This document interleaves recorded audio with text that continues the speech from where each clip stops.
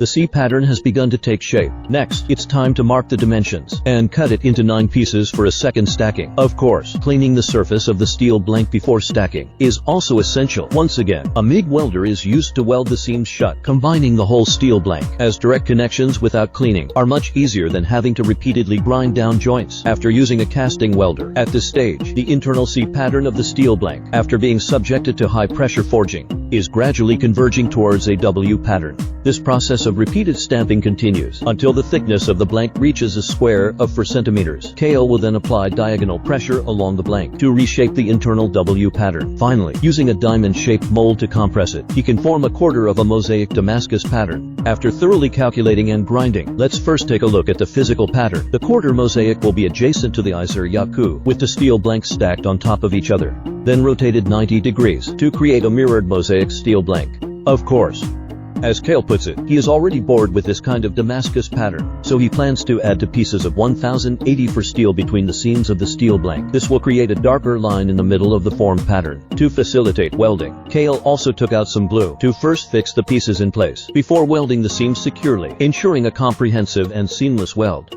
Any excess steel edges also need to be trimmed. Only someone like Kale can bring new ideas to the mosaic patterns. After all, he has been researching this for over 10 years. In this round of connections, Kale will start by applying diagonal pressure and will continue until the fusion is confirmed. Then use a 4 centimeter mold to control the thickness for extension.